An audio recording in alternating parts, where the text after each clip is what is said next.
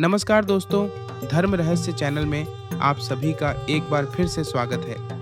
आज हम एक अत्यंत रहस्यमयी और कम लोगों को झांत कथा के विषय में चर्चा करने जा रहे हैं।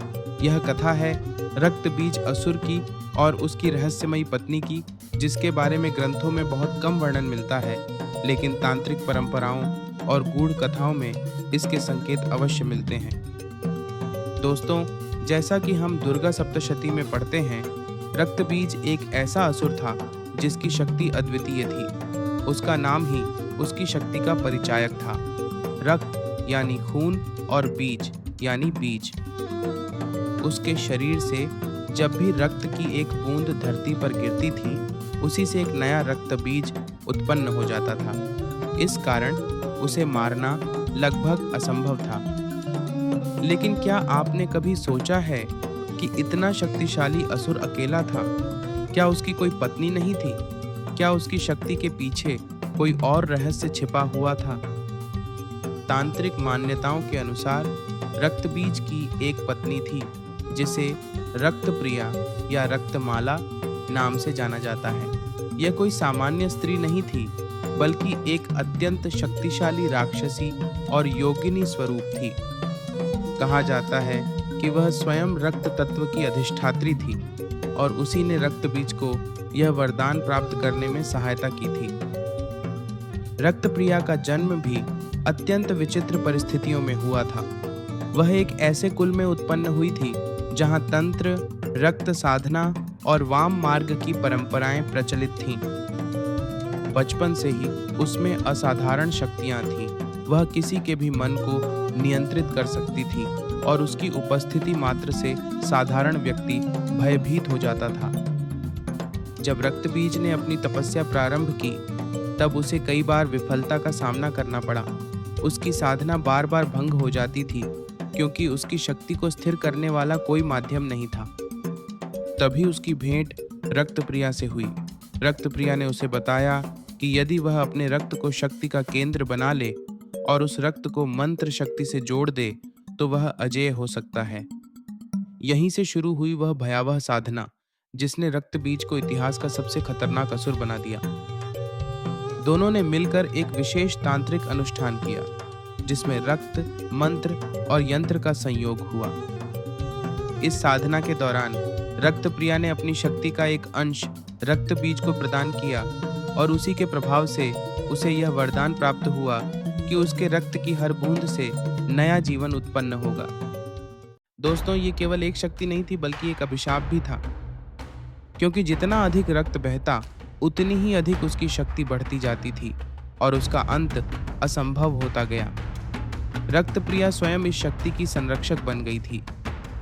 वह युद्ध के समय अदृश्य रूप में रहती थी और हर गिरती बूंद को शक्ति प्रदान करती थी। जब देवताओं और असुरों के बीच युद्ध हुआ और देवी ने महिषासुर का वध किया, तब रक्तबीज को युद्ध में भेजा गया। उस समय उसकी शक्ति अपने चरम पर थी। देवताओं के लिए उसे हराना असंभव हो गया, क्योंकि जितना अधिक उसे घायल किया जाता, उतना ही वह बढ़ता जाता। तब देवी ने अपने उग्र रूप को प्रकट किया, काली और चामुंडा। उन्होंने रणनीति बनाई कि रक्त की एक भी बूंद भूमि पर नहीं गिरनी चाहिए।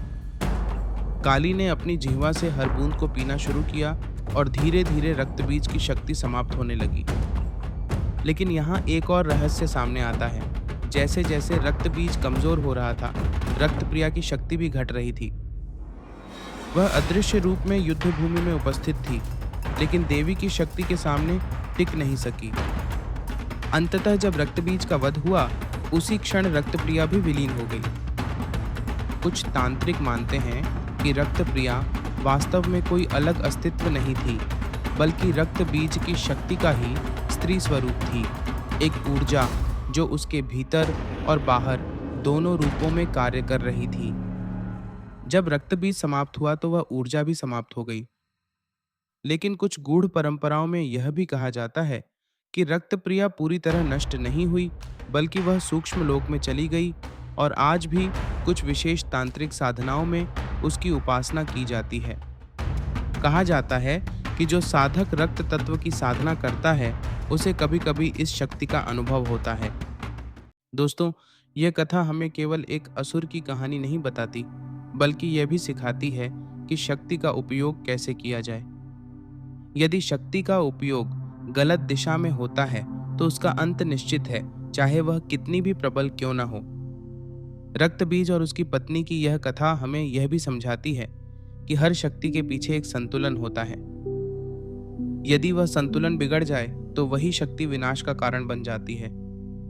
एक, यह साधना कौन करते हैं? पात्रता, केवल दीक्षित साधक। यह साधना कोई भी सामान्य व्यक्ति नहीं कर सकता। केवल वही व्यक्ति इसे करने का अधिकारी है जिसे किसी सिद्ध गुरु द्वारा इस पथ की दीक्षा, इनिशिएशन मिली हो। मानसिक और शारीरिक शुद्धि। साधक का मानसिक संतुलन अत्यंत दृढ़ होना चाहिए।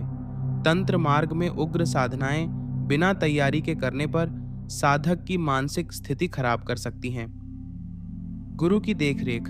बिना गुरु के मार्गदर्शन के इस दिशा में कदम रखना आत्मघाती माना जाता है। 2, यह साधना कहाँ की जाती है? स्थान। पारंपरिक तांत्रिक ग्रंथों में उग्र साधनाओं के लिए श्मशान भूमि, नदी का किनारा या अत्यंत एकांत और निर्जन स्थानों का विधान होता है। प्रतीकात्मक अर्थ। उच्च स्तर के तंत्र में श्मशान का अर्थ केवल भौतिक स्थान नहीं, बल्कि अपने अहंकार और वासनाओं का दहन करने वाला आंतरिक स्थान भी होता है। गोपनीयता। स्थान का चयन गुरु की आज्ञा और साधक की क्षमता के अनुसार होता है, ताकि साधना में किसी प्रकार का विघ्न न आए। 3, किस विधि से की जाती है?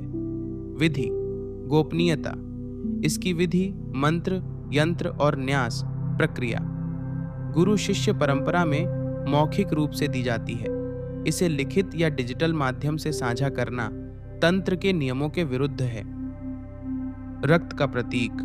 रक्तप्रिया नाम में रक्त शब्द का प्रयोग होता है। निम्न स्तर की कुप्रथाओं में इसका अर्थ पशु बलि या शारीरिक रक्त से लगाया जा सकता है, लेकिन शुद्ध तंत्र में रक्त का अर्थ रजोगुण, जीवन शक्ति, प्राण या कुंडलिनी शक्ति से होता है। असली साधना बाह्य बलिदान की नहीं, बल्कि अपने अहंकार का बलिदान देने की होती है। जप और ध्यान। इसमें विशिष्ट बीजाक्षर मंत्रों का जाप और देवी के ध्यान पर विशेष जोर दिया जाता है। महत्वपूर्ण चेतावनी और सावधानी। ठगों से सावधान। इंटरनेट या समाज में कई ऐसे लोग हैं जो रक्त प्रिया या अन्य तांत्रिक साधनाओं के नाम पर लोगों को ठगते हैं। वे भारी धनराशि की मांग करते हैं। कृपया ऐसे व्यक्तियों से दूर रहें। मानसिक जोखिम। बिना गुरु के तांत्रिक प्रयोग करने से व्यक्ति को मानसिक विकार, भ्रम और नकारात्मक ऊर्जाओं का सामना करना पड़ सकता है। कानूनी और नैतिक पहलू। किसी भी प्रकार की हिंसा, पशु बलि या शारीरिक क्षति वाली प्रक्रियाएं कानूनन अपराध हैं और आध्यात्मिक दृष्टि से पाप मानी जाती हैं। शुद्ध तंत्र कभी भी अहिंसा के सिद्धांत के विरुद्ध नहीं जाता। तो दोस्तों, अगर आपको यह रहस्यमयी कथा पसंद आई हो तो वीडियो को लाइक करें, शेयर करें और चैनल को सब्सक्राइब जरूर करें। अगर आप ऐसी और भी गुप्त साधनाओं और रहस्यमयी कथाओं के बारे में जानना चाहते हैं तो हमारे इंस्टा मोजो स्टोर से PDF जरूर प्राप्त करें, जिसका लिंक डिस्क्रिप्शन बॉक्स में दिया गया है। फिर मिलेंगे एक और ऐसे ही रहस्य के साथ। जय मां पराशक्ति।